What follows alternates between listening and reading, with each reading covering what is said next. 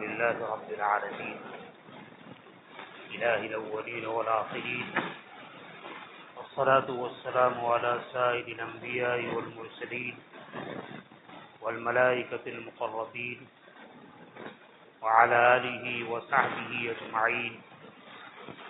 أما بعد، فقد قال الله تبارك وتعالى في الكلام المجيد والفرقان الحميد: فأعوذ بالله من الشيطان الرجيم، بسم الله الرحمن الرحيم، إن الدين عند الله الإسلام، صدق الله مولانا العظيم.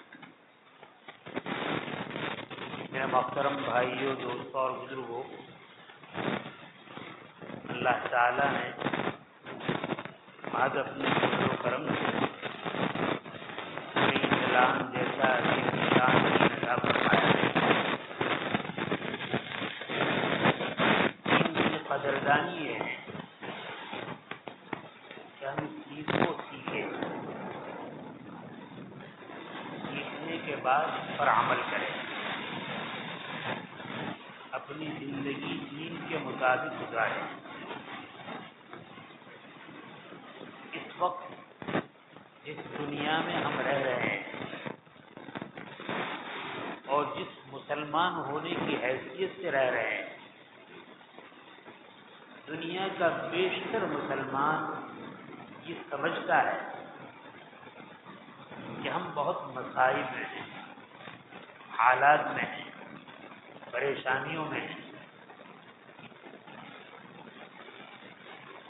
اور اس پریشانی میں آئے دن مسلمان ٹوٹتا جا رہا ہے، نا امید ہوتا جا رہا ہے، ذریعہ معاش کے اعتبار سے انتہائی کمزور ہو چکا ہے، حالات کے اعتبار سے انتہائی کمزور ہو چکا ہے، دینداری کے اعتبار سے انتہائی کمزور ہو چکا ہے. لیکن ہم مسلمان ہیں، ہمارا اس بات پر ایمان ہے کہ ہم سب کا پیدا کرنے والا خالق اور مالک اللہ تعالی شان ہے. جس اللہ کو راضی کرنے پر، جس اللہ کی فرمانبرداری پر، جس اللہ کی خوش کرنے پر اللہ تعالی نے دنیا اور آخرت کی عزت، دنیا اور آخرت کی بلندی، دنیا اور آخرت کی نیک نامی اللہ نے اس میں رکھی. میرے بھائی، اس وقت حالات کیا ہے؟ دین کے اعتبار سے ہم اپنا جائزہ لیں. دین پر چلنا مشکل ہو گیا ہے، مسجد سے باہر نماز پڑھنا مشکل ہو گیا ہے. کہیں تو وہ حال تھا کہ ہم اللہ کی عبادت ہر جگہ پر اطمینان کے ساتھ کر سکتے تھے. آج یہ حال ہے کہ اطمینان سے جہاں چاہے ہم نماز نہیں پڑھ سکتے. دنیا میں اور پورے عالم میں اصل حاکمیت، اصل بادشاہت حق تعالی شان کی ہے، کسی کے علاوہ کسی کی بادشاہت نہیں. وہ بادشاہوں کا بادشاہ ہے. ایسا معلوم ہوتا ہے کہ دنیا میں جو حالات کی تبدیلی آتی ہے، یہ اتفاقی طور پر، اچانک، ناگہانی طور پر نہیں آتی. اگر ہمیں پنکھے کی ہوا چاہیے تو ہمیں پنکھا چالو کرنا پڑے گا. زیادہ ٹھنڈک چاہیے تو ہمیں اے سی کا استعمال کرنا پڑے گا. دھوپ کو مٹانا چاہے تو ہمیں کھانا پڑے گا. ستر کو چھپانا چاہے تو ہمیں لباس پہننا پڑے گا. حق تعالی شانہ نے دنیا کو دار الاسباب بنایا ہے، اور مسبب الاسباب نے اسباب بھی خود پیدا فرمائے ہیں. اس دنیا کے اندر عزت، امن و سلامتی، عافیت، سرخروئی اور بلندی حق تعالی شانہ نے اپنی رضامندی میں اور اپنی اطاعت اور فرما برداری میں رکھی ہے۔ جب تک آدمی اللہ کا بندہ بن کر رہے گا، اللہ دنیا کو، دنیا کی ساری چیزوں کو اس کا خادم بنا دیں گے، اور جب بندہ اللہ کی بندگی سے رخ موڑے گا تو جو دنیا کی خادم تھی ساری مخلوق، ساری انسانیت جو دنیا کی خادم تھی، اللہ تعالیٰ اس کو مخدوم بنا دیں گے، اس کو حاکم بنا دیں گے۔ گھر میں جو پالتو جانور ہیں، اگر ہم نے اللہ تعالیٰ کی فرما برداری کی چادر کو اوڑھے رکھا تو انشاءاللہ وہ پالتو جانور بھی ہمارے سامنے مطیع اور فرما بردار رہیں گے۔ اور میرے بھائی، اگر اللہ کی فرما برداری کو ہم نے چھوڑا تو گھر کی بلی اور گھر کے چوہے اور گھر کی مرغیاں بھی ہماری نافرمانی کریں گی۔ آج ہم اپنا جائزہ لیں۔ مثال کے طور پر ہمارے ایک محسن نے ہمیں ایک بہترین گھر بنا کر دیا، بہترین عالیشان نیا مکان ہے۔ اس مکان میں ضرورت کی ساری چیزوں کو لا کر رکھ دیا، اور ضرورت کے ساتھ سہولت کی ساری چیزوں کو بھی لا کر رکھ دیا، اور ضرورت و سہولت کے ساتھ آشائش اور آرام و راحت کی چیزوں کو بھی لا کر رکھ دیا، اور کیا کہا، یہ میرا گھر ہے، اس کی ساری چیزیں میری ہیں، مجھے آپ سے تعلق ہے، آپ سے محبت ہے، میں اس گھر کو آپ کو دیتا ہوں۔ ایک بات کا خیال رکھنا، کوئی ایسا کام نہ کرنا جس سے میرا دل ٹوٹ نہ پائے۔ میں بڑا اچھا آدمی ہوں، اللہ کی شریعت کو ماننے والا ہوں، نیک آدمی ہوں، کوئی ایسا کام نہ کرنا جس کی وجہ سے میرا دل ٹوٹ جائے، باقی سب کچھ تمہارا ہے۔ جو آدمی گھر میں رہ رہا ہے وہ گھر کی چیزوں سے فائدہ اٹھا رہا ہے، ضروریات سے اپنی ضرورت کو، سہولیات سے اپنی سہولتوں کو، راحت و آرام کی چیزوں سے، راحت و آرام کے اسباب سے راحت و اسباب کو خوب اچھی طرح حاصل کر رہا ہے، لیکن جب سے بیدار ہوتا ہے اس وقت سے لے کر سوتے ہوئے اس کے سامنے ایک ہی بات ہے، میں کوئی ایسا کام نہ کروں جس سے میرا اس مکان رہنے والا مالک اور میرا شیخ مجھ سے ناراض ہوتا ہے۔ اتنا ہی نہیں، جس طرح خود وہ یہ چاہتا ہے کہ میں کوئی ایسا کام نہ کروں، میرے گھر میں رہنے والی میری بیوی بھی ایسا کوئی کام نہ کرے، میرا نوجوان بیٹا اور بیٹی بھی ایسا کام نہ کرے، نوجوان تو نوجوان، میرے چھوٹے بچے اور چھوٹی نابالغ بچیاں بھی ایسا کام نہ کریں۔ ارے بچے اور بچیوں کی بات تو دور رہی، میرے گھر میں جو نوکر ہے، خادم ہے، وہ بھی کوئی ایسا کام نہ کرے جس سے میرا سیٹ ناراض ہو جائے، کیونکہ یہ ساری سہولیات، یہ ساری نعمتیں اس نے ہمیں اسی شرط پر دی ہیں کہ ہمیں اسے راضی رکھنا ہے۔ ایک زمانے تک یہ سلسلہ چلتا رہا، مکان میں رہنے والا مرد بھی اس کا لحاظ کرتا ہے، عورت بھی لحاظ کرتی ہے، اولاد بھی لحاظ کرتی ہے، خدام اور نوکر چاکر بھی لحاظ کرتے ہیں اور زندگی بسر کر رہے ہیں۔ لمبا عرصہ گزر گیا، زمانے کے احوال نے، قوانین نے، نفس و شیطان کے دھوکوں نے اس کے دل میں بات ڈالی کہ جو رہے اس کا مکان، جو کاشتکاری کرے اس کی زمین، رہی تینوں گھر، کھیڑے تینی زمین، اس کے دل میں آیا کہ میں تو اب پرانا قبضہ دار ہوں،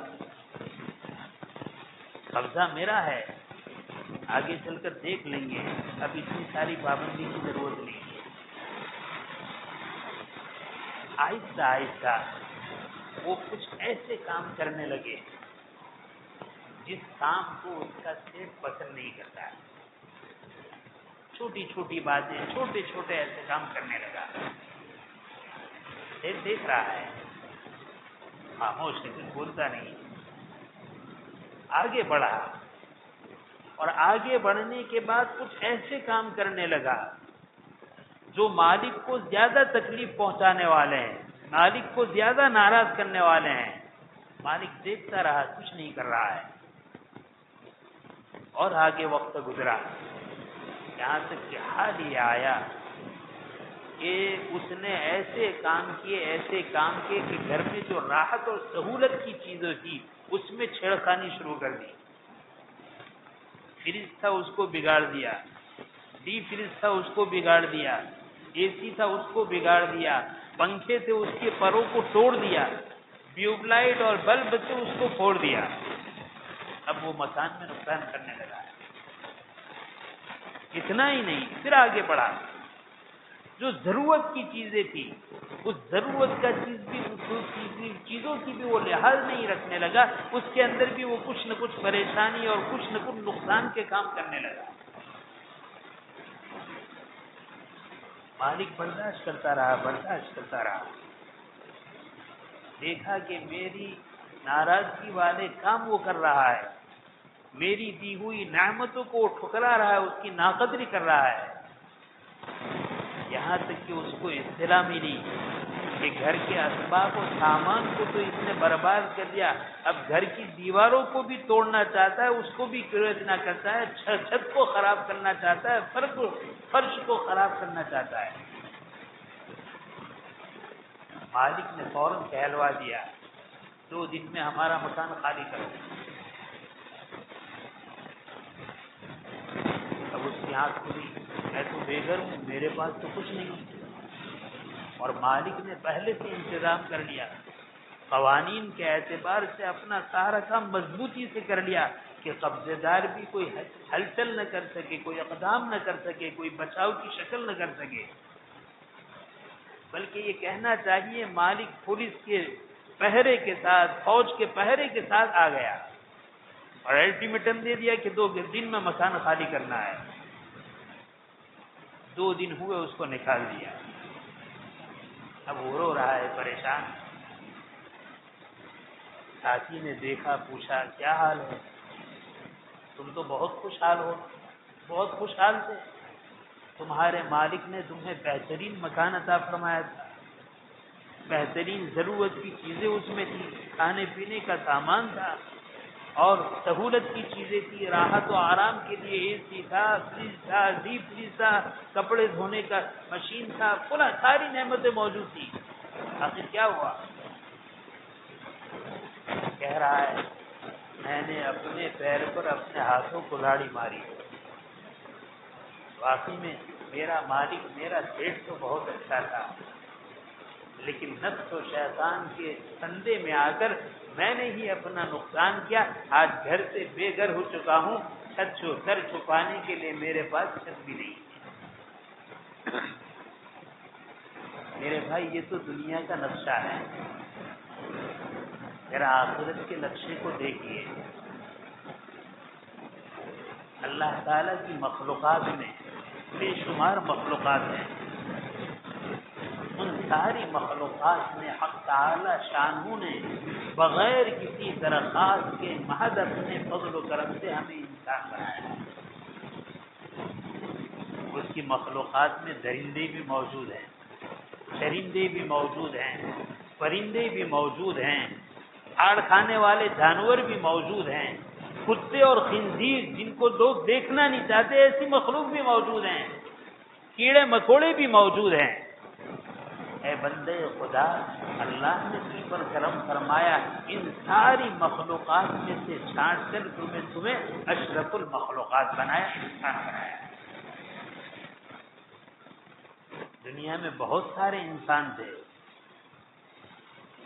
کوئی یہودی ہے، کوئی نصرانی ہے، کوئی مجوسی ہے، کوئی سکھ ہے، کوئی مسلمان ہے، کوئی غیر مسلم ہے، مختلف مذاہب کے لوگ ہیں.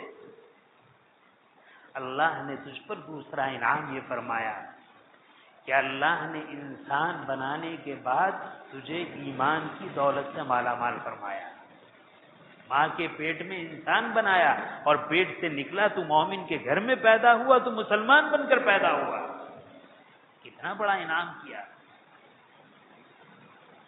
دنیا کی زندگی میں آنے کے بعد حق تعالی شانہ نے تجھے ماں باپ عطا فرمائے، جس نے دین کا ایک نقشہ تیرے سامنے عمل کے اعتبار سے پیش کیا.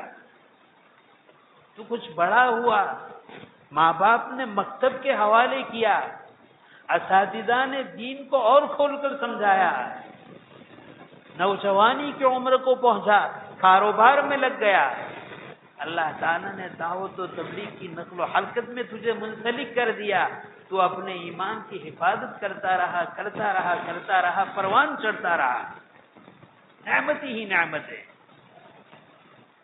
ایک وقت آیا تو طاقتور ہو گیا، نوجوان ہو گیا. نفس و شیطان کی شکلیں دنیا میں موجود تھی. جس طرح اس مالک مکان نے مکان دیا تھا، رہنے والے نے نفس و شیطان کے دھوکے میں آ کر ایسے کام کاج شروع کر دیے جو گھر کے مالک کو ناپسند تھے، ناراض کرنے والے تھے، تکلیف دینے والے تھے. اے بندے خدا، ان سارے احوال کے بعد تو نے بھی اپنی زندگی گزارنے میں حق تعالی شانہ نے تیری زندگی گزارنے کے لیے حضرات انبیاء علیہم السلام کو جو نمونہ اور آئیڈیل بنا کر بھیجا تھا کہ میرے یہاں ان کی زندگی معتبر ہیں، تمہارا جینا ان کے جینے کے مطابق ہو، تمہارا شادی کرنا ان کی شادی کے مطابق ہو، تمہارے غمی کے کام ان کے غم کے کام کے برابر ہو، تمہارا کمانا ان کی کمائی کے برابر ہو، تمہارا نماز پڑھنا ان کی نماز کے برابر ہو، تمہارا روزہ رکھنا ان کے نماز کے روزے کے مطابق ہو. تمہاری زندگی کا ایک ایک اسٹائل، تمہاری زندگی کا ایک ایک عمل میں نے یہ آئیڈیل اور نمونہ بنا کر بھیجا ہے میرے نبی کو، اس کے مطابق تم نے گزارنا ہے. میں نے تمہیں ساری نعمتیں دے دی اور مکلف بنا دیا کہ اس کے مطابق زندگی گزارنا جو مجھے ناراض کرنے والی نہیں، راضی کرنے والی ہے، خوش کرنے والی ہے. جب تک تم اس طریقے سے زندگی گزاریں گے میں خوش رہوں گا، اپنی نعمتوں سے تمہیں مالا مال کرتا رہوں گا. حضرات صحابہ کا دور گزرا رضی اللہ تعالیٰ عنہ، حضرات تابعین کا دور گزرا، حضرات تبع تابعین کا دور گزرا، سلف کا دور گزرا. اکثریت میں خیر خواہی کا اور اکثریت میں دین پر چلنے کا جذبہ باقی رہا. پھر حالات بدلنے لگے، لوگ اپنے مالک کے احسانات کو بھول گئے، اپنے مالک کی عطا کو بھول گئے اور یہ سمجھنے لگے یہ میرا اپنا ہے، میں جو چاہے وہ کروں. زندگی میری اپنی ہے، جوانی میری اپنی ہے، مال میرا اپنا ہے، صلاحیت میری اپنی ہے، طاقت میری اپنی ہے، ماحول میرا اپنا بنایا ہوا ہے، میں آزاد ہوں، میں جو چاہے وہ کروں، مجھے کوئی کہنے والا نہیں. اللہ کے رسول نے جو آئیڈیل اور نمونہ بھیجا تھا اس نمونے کو ہم بھول گئے. نمونہ بھولے تو کیا ہوا؟ خلافت راشدہ ختم ہو گئی، مملکت اسلامیہ کا دور آیا. جن ممالک اسلامیہ میں 500 سال، تاریخ کے مطابق 800 سال اسلامی حکومت اور اسلامی اقتدار باقی رہا. اللہ تعالی کی رضامندی والے نقشے کو ہم نے ناراضگی سے بدلا، اللہ کی فرما برداری والے نقشے کو نافرمانی والے حالات سے بدلا. اللہ تعالیٰ نے وہ 800 سالہ 500 سالہ حکومت کرنے والی جگہوں پر اپنی پکڑ ایسی نازل فرمائی کہ قرآن پڑھنے والا وہاں تلاش کرنے کے بعد بھی نہیں ملا. میراث کا ایک مسئلہ پورے ملک میں حل کرنے والا کوئی نہیں ملا. میرے بھائی، دنیا کا سارا نظام دنیا کے ہاتھ میں نہیں ہے، دنیا کی طاقتوں کے ہاتھ میں نہیں ہے، یہ دھوکہ ہے ہمارا. دنیا کا سارا نظام دنیا کے بادشاہوں کے ہاتھ میں نہیں ہے، دنیا کے حاکموں کے ہاتھ میں نہیں ہے، احکم الحاکمین کے ہاتھ میں سب کچھ ہے۔ دھوکہ ہمیں یہ لگا ہے، اس دھوکے کے لگنے کی وجہ سے ہم نے یہ چاہا دنیا میں جو ہے اس کو خوش کر لو، دنیا کو بنا لو، دنیا کو کامیاب کر لو، کامیاب ہو جائیں گے۔ اگر احکم الحاکمین کو ہم نے ناراض کیا، میرے بھائیو، دنیا اور دنیا کی ساری نعمت اور دولت تمہارے پیروں میں ڈال کر اللہ ناراض کر کے بتلائیں گے۔ وہ دور جو پہلے گزرا، کیا مال و دولت کے اعتبار سے اس سے کم تھا یا زیادہ تھا؟ پہلے غربت زیادہ تھی یا دولت زیادہ تھی؟ سب کہیں گے 50 سال 60 سال پہلے چلے جائیے، 100 سال پہلے پیچھے چلے جائیے، 100 کا نوٹ بہت ساروں نے دیکھا تک نہیں تھا۔ ان قبرستان میں ایسے ہزاروں کی تعداد میں لوگ سو گئے ہوں گے جنہوں نے اپنی نظروں سے 100 کا نوٹ نہیں دیکھا ہو۔ غربت تھی، افلاس تھا، ہر چیز کی کمی تھی، لیکن جس نے پیدا کیا تھا، جس نے دنیا میں چند روزہ زندگی عطا فرمائی تھی، اس کی رضامندی والی زندگی گزار رہے تھے۔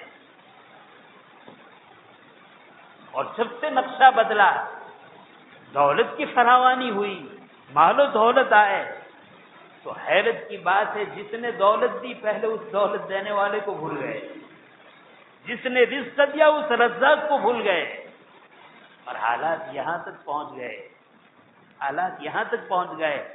کہنے کو انسان مسلمان ہے لیکن مسلمانی نہیں ہے۔ مسلمان کس کا نام ہے؟ نبی کریم صلی اللہ علیہ وسلم نے جو دین دنیا کو پیش کیا تھا، جس دین کے اوپر چلنے والا ایک معاشرہ حضرات صحابہ رضی اللہ تعالیٰ عنہ کی شکل میں ہمیں دیا تھا، میرے بھائی وہ دین ہم نے اپنے ہاتھوں اپنی زندگی سے نکالا۔ جس طرح اس آدمی نے گھر کو پہلے راحت کے سامان کو برباد کیا، فرنیچر کو برباد کیا، اور اس کے بعد عمارت کو ختم کرنے کی سوچی، تو مالک نے کیا کہا؟ اب ان کو یہاں سے نکالو، اب یہ عزت کے قابل نہیں ہے، اب یہ ذلتی کے قابل ہے۔ میرے بھائی اسی طرح دنیا کی ساری عزتیں، دنیا کی ساری ذلتیں، دنیا کی ساری راحتیں، دنیا کی ساری تکلیفیں حق تعالی شانہ کے قبضے قدرت میں ہے، اس کے علاوہ کچھ نہیں۔ خدا کی خدائی ہے، خدا کی شان ہے، اس کی طاقت کے بغیر، اس کے ارادے کے بغیر ایک پتا حرکت نہیں کر سکتا۔ میرے بھائیوں، جب مسلمان نے اپنے دین سے بغاوت کی ہے، اپنے دین سے اپنے آپ کو موڑا ہے، اپنے دین سے اپنے آپ کو دور کیا ہے، اللہ نے اس امت پر ایسے چنگیز خان کو مسلط کیا ہے، جس چنگیز خان نے اپنے زمانے میں مسلمانوں کا قتل عام کیا، اور ایسا قتل عام کیا، ایسا قتل عام کیا، تاریخ اس بات پر شاہد ہے کہ اس کے تاتاری دور میں، چنگیز خانی کے دور میں جن مسلمانوں کو اس نے قتل کیا، ان مقتولین کی تعداد 1,72,20,000 انسان ہے۔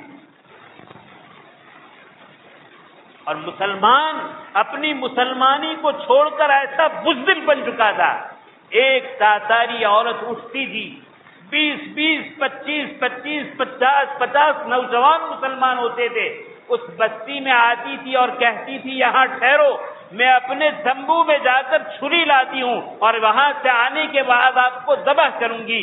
50 میں سے ایک مرد کی ہمت نہیں ہوتی تھی کہ وہ پیچھے ہٹے اور آگے بڑھ کر اس پر حملہ کرے۔ وہ تمبو میں سے اپنی چھری لاتی تھی اور ایک ایک کو لٹا کر ذبح کرتی تھی، 50 کے 50 ذبح ہو جاتے تھے۔ بزدلی کا یہ عالم تھا، یہ بزدلی اسلام سے بغاوت کے نتیجے میں۔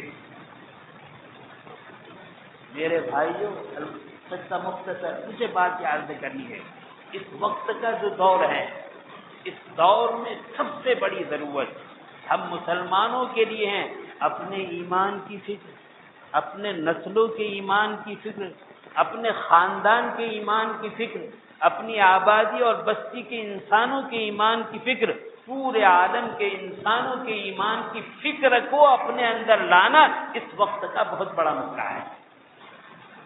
دیکھیے دھوکہ ہمیں کہاں ہوا ہے، نمازیں پڑھ لینے کے بعد مکاتب کے نظام کو دیکھ کر، دعوت و تبلیغ کی نقل و حرکت کو دیکھ کر، مدارس اسلامیہ مکاتب قرآنیہ کی نقل و حرکت کو دیکھ کر گھر سے اپنی زندگی عمل کے اعتبار سے آئے دن پوری ہو رہی ہے، ہم ان نقشوں پر مطمئن ہیں اور ہم سمجھتے ہیں کہ ہم بھی مسلمان ہیں، ہماری بھی نسلیں بھی مسلمان ہیں۔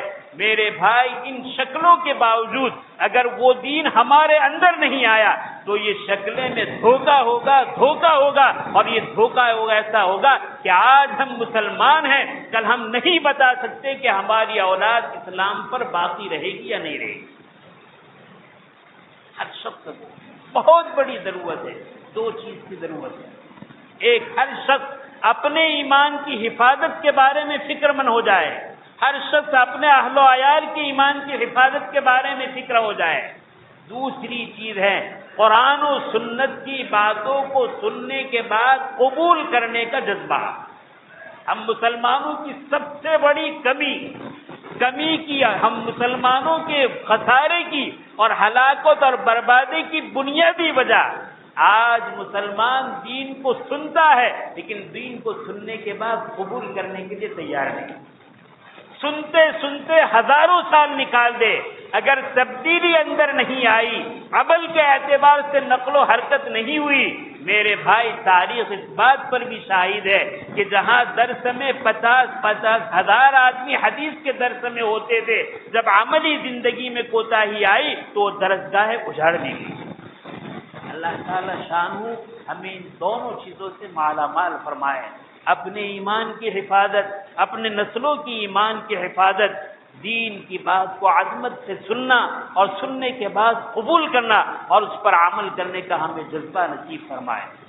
بہت درد دل کے ساتھ بات کہتا ہوں، جمعہ کا دن ہے، جمعہ کا وقت ہے، ماشاءاللہ اتنے بھائی آ گئے ہیں، میں بہت محبت سے کہتا ہوں آئندہ جمعہ کے لیے ارادہ کریں کہ انشاءاللہ اذان جمعہ ہوگی، ہم سب مسجد میں پہنچیں گے انشاءاللہ۔ اللہ تعالی ہمیں عمل کی توفیق